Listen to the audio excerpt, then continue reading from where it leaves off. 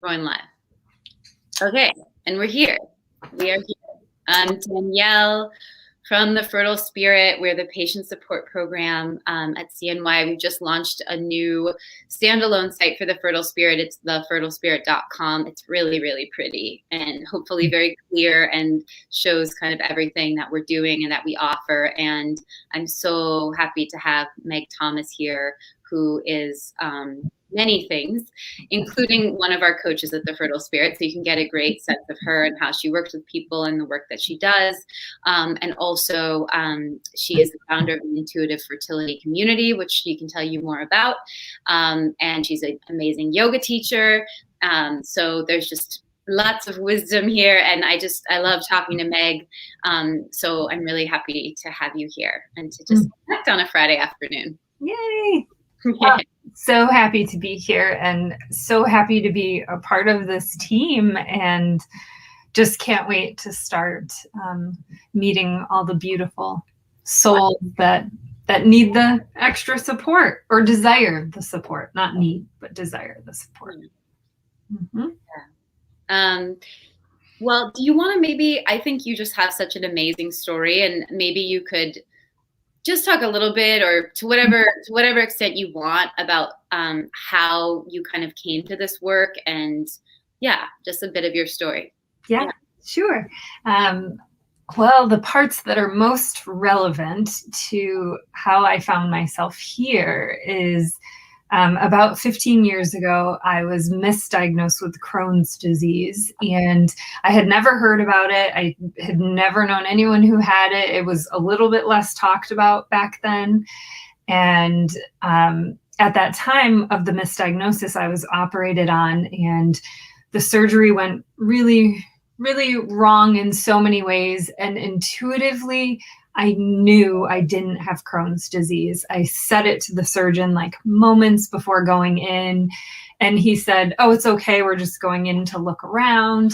And that surgeon ended up removing a lot of body parts, which I did not know until a year later when I was at the Mayo Clinic in Minnesota, where they ultimately saved my life and helped me understand what happened.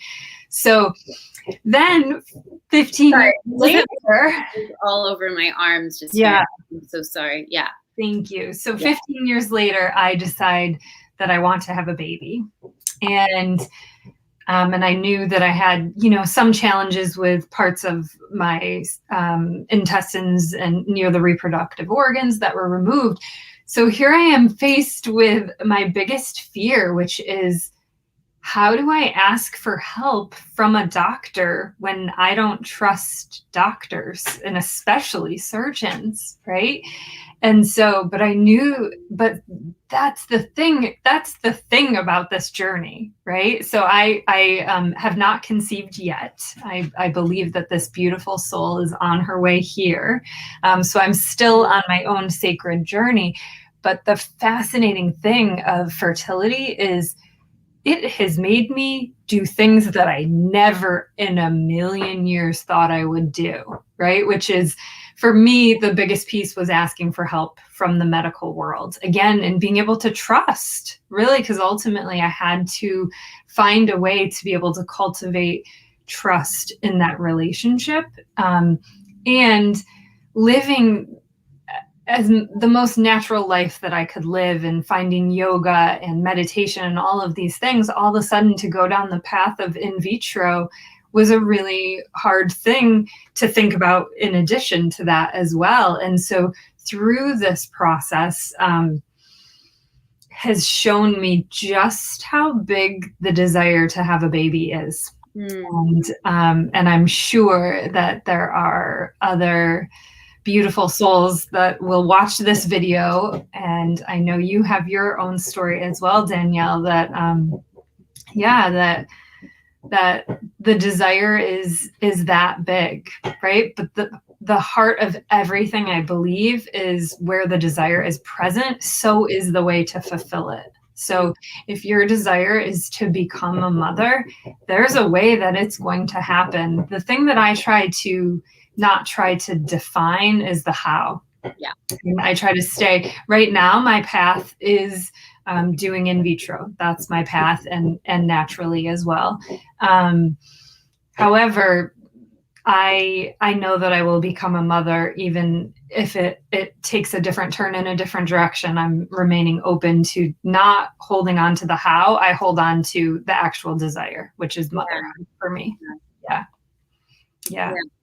I was just thinking as you were talking, you're like this light bearer. Like I just see you like holding this torch for so many of us, going through this, and just it's such a beautiful gift. And I think, we were talking about how being in service kind of also can create it's like we're also doing service, for ourselves as we do it for others, and reminding ourselves as we remind others. And it's like incredible what you've gone through. And then you're just such a shining example of how to really reframe things in a way where you're empowering yourself on the journey versus disempowering or feeling disempowered. And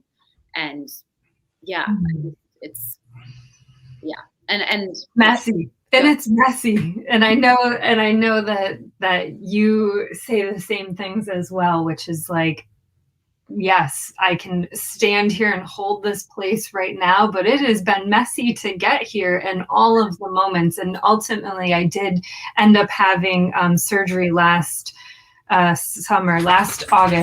That's my little puppy under here, with Dr. Kilds. And the last thing I said to him, right as I had surgery for endometriosis and removing some of the scar tissue from the previous stomach surgery, and as he came over and held my hand right before I went completely under, and I just looked at him, and he had said, everything's going to be okay, right? Like, you're okay. I've got you. And I just looked at him, and in that moment, and I said, I trust you. And the truth was that I did trust him, but it took me a long time to be able to trust a doctor again. And I think it probably took the right doctor to be able to help me get to that place. Yeah. Mm-hmm. And we love your dog. It's cool. I think it's just like that piece of really, really, and I'm really working on this myself, like checking in with on a body level, on a physical somatic level with like, is it a yes or a no? Is it I trust you or I don't? And I think so often our head and our agenda for whatever our vision is, like sometimes we really want to override what our body is saying, which is like, no, and so like just in that moment that you really do trust Dr. Phil, it's cool. My camera froze, on Instagram. So like, here we are living our lives. He's eating a bag at the moment. Eating a bag. Yep. Here you go, boss. Here. So just really, really listening to that. Like, even though that listening to that might mean that we end up switching doctors, or we end up going a different route, or we end up leaving our partner, or we end up changing our job, but like that we've actually listened to ourselves and not from the place of our head, but like from the body. And I just, it's not really a part of our culture.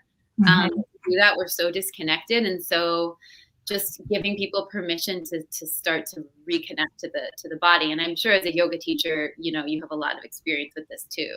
And the other piece for me was asking for signs. So as much as I was getting in that place, especially, I gave myself permission to back out of the surgery literally up until the day of. Like, I was like, if you at any time feel that this is not the right move for you, then you can stop this from happening, right? And I think 2 nights before surgery, my husband, who had also been with me through the last experience and had seen what that really looked like for me, he says to me, we're on a walk, and he says, you don't have to do this, right? You don't have to do this.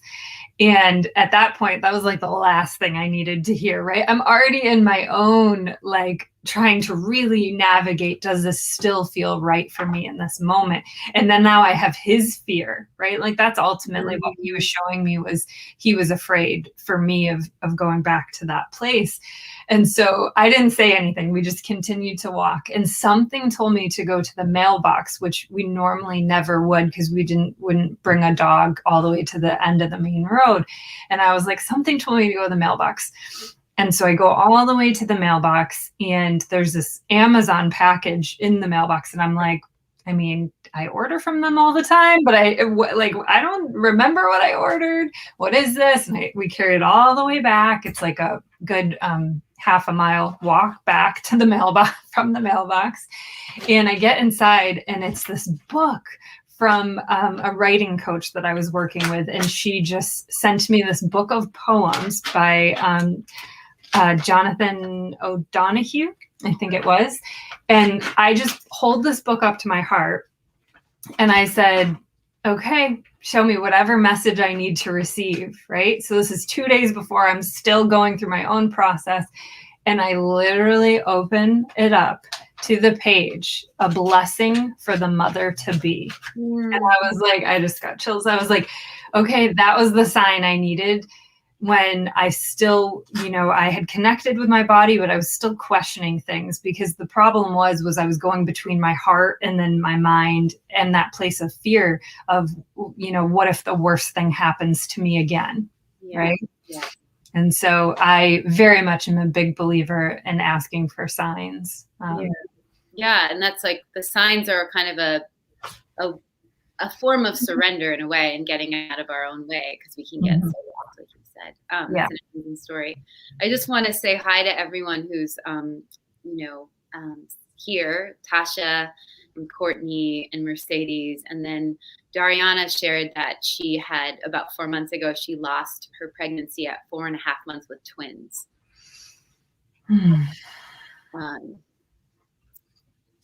So I just, we're sending you so much love. Yeah. Sometimes there's just no way, so often there's no way around the grief, you know? Yeah. Mm-hmm. Yeah. And these are the moments that, when it's so hard to even be in a place of, how is this happening for me, right? Versus this is happening to me. And that's the harshness of this journey. And I have not had that experience myself. So the only thing I can speak to is that the darkest moments in my life have ultimately also led to some level of transformation and growth. And I don't know why. I don't know why this is our paths. I don't know why it's so easy for some and why it's so hard for others. I don't have any of those answers. All I can say is the moments in my life that have brought me to my knees have also been the moments that have given me some sort of wisdom or growth or transformation. And yeah. I've experienced, in terms of those hard moments, that as well. And the more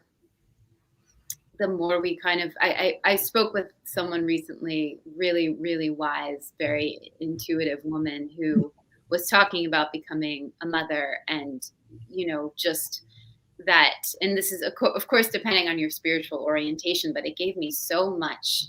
It just opened things up for me so much. And she was saying to me that, like, these spirits, these souls coming back into the world, like, they have an agenda, and like, their agenda might be different from your agenda. So, like, you might think it's supposed to look a certain way, or you're going to mother them in a certain way, or be a certain point of your life. But, and again, this just depends on your spiritual orientation. But what she was saying to me is, like, this entity that is coming has a has a plan, and it wants you to like have gone through and processed and been through this and this and that, or it wants things to be in a certain place and, you know, the environment, whatever, in order to enter. And so again, I don't mean to speak in platitudes by any means, but it just kind of made me go, oh yeah, maybe these trials and tribulations are setting me up to become kind of a wiser, more loving, you know, profound human being, so that's the love I can give to my child. And right, that's the mom you are. Yeah. Mm-hmm. Yeah, I think for so many of us on this journey is that our becoming of mothers, we're already becoming. We're already in that, the way that we've had to choose to make different decisions, whether it was changing your diet or doing something you never thought you would do, or having the courage to ask for help this way or that way, right? I think so much of what we're experiencing in society collectively right now is that the reality that we've really never had control. Like, we've thought we've had control over our situations in our lives. And I think, if anything, what this last year has taught us is here he is climbing up here. We have less control than we ever really imagined, which I think was the reality. And I think all of us on this journey, we've lived closer to that place for so long. Right? Like, we've already been living in the world of like not having control over this thing of how we thought we were going to become mothers. Right? Mm-hmm. If that makes any sense. It totally makes sense to me. Yeah. Yeah. I mean, in so many ways, like in our culture, you know, we not everyone, but like, you know, there's a lot of things that have become in our modern culture, like things that we take for granted, where I think in the past we would have been kind of faced every day with the fact that we really aren't in control. And certainly this journey brings you face to face with that reality. And the last year, I think, has brought so many people across the world, you know, in direct contact with that reality. One other thing I wanted to say is that not only like do we become mothers through this journey, but this journey is an opportunity for us to mother ourselves. And I think that like how we treat ourselves through this process is really a training and an opportunity of like, how do we want to mother these children that we have? Because I see like on some of the private Facebook or the, you know, Facebook groups and things like that, there's a lot of compare and despair. There's a lot of anxiety. There's a lot of support, but there's like kind of two sides to it. And, you know, you can really choose how you want to take yourself through this process, like, and really be that kind of consistent, curious, kind mother to yourself, and to really give yourself space for all the feelings, because like we wouldn't shut down a child who feels immense sadness or loss or anger. We'd say like, sweetheart, let yourself cry, let yourself shake, let yourself dance, let yourself, you know, have your experience, have the tantrum. It's okay. You know, it's good. Let it move through you. So I'm just a big advocate of that. Like, yeah, using it as an opportunity to become a mother to yourself too. Yeah. Letting this journey transform you, right? To a better version. I know that the mother that I'm becoming is so much more compassionate than the mother I would have been 4 years ago when I started this journey. Yeah. Right? What all of the things that this has taught me about my own fears, my own courage, my own resilience, the ability. I mean, we have the practice. That's one thing that I love about yoga, which I never, you know, at the time when I got into yoga and started teaching yoga was before I knew that I wanted to become a mother, because we didn't think we wanted to be parents. So at 34, I got the message, oh, what's next for you is to become a mother. So in yoga, you have this beautiful experience of coming to the edge of a pose, right? Where having a really challenging physical experience, getting yourself into that pose, if you can get there, right? Sometimes and some days and moments you can't even get there.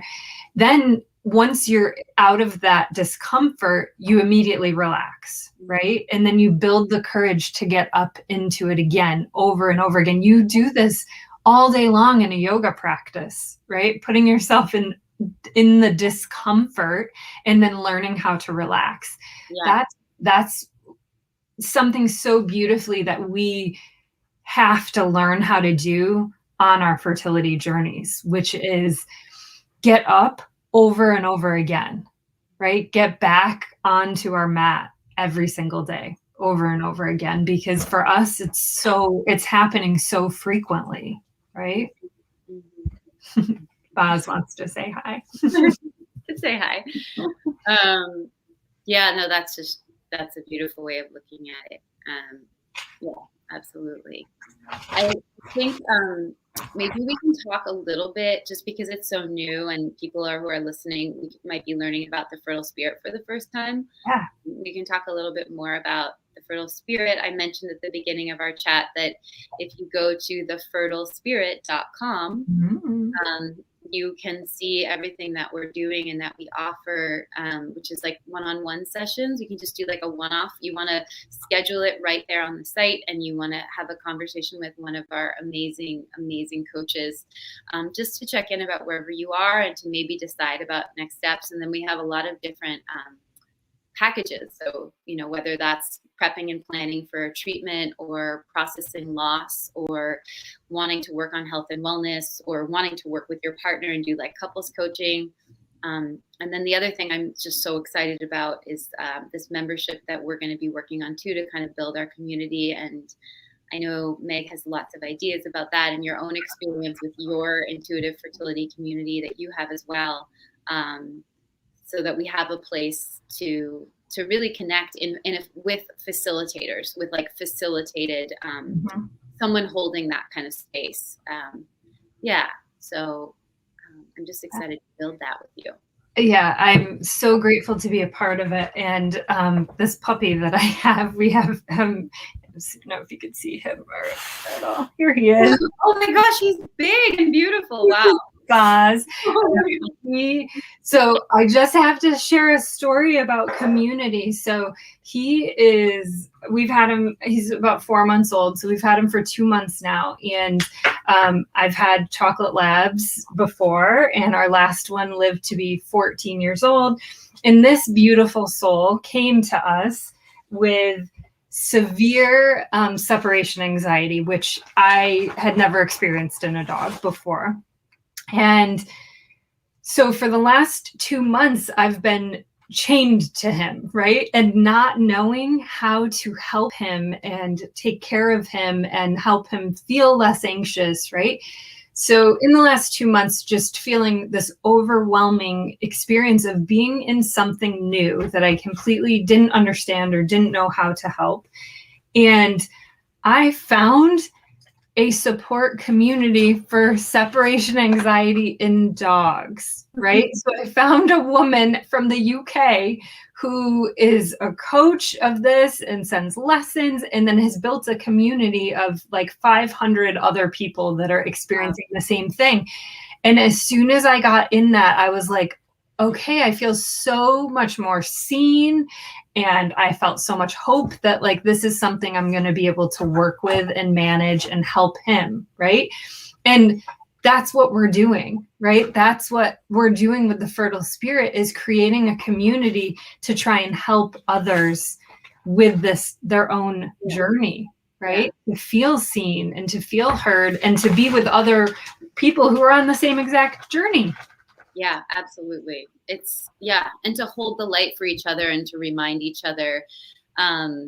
It's just, I also think, historically, like as we evolved as human beings, we evolved in community with each other. Like we lived together with so many of the, like our family, and as we evolved, like we've gotten like so isolated from each other. So this is just so fundamental to who we are as human beings, to be in relationship, and healing happens in community.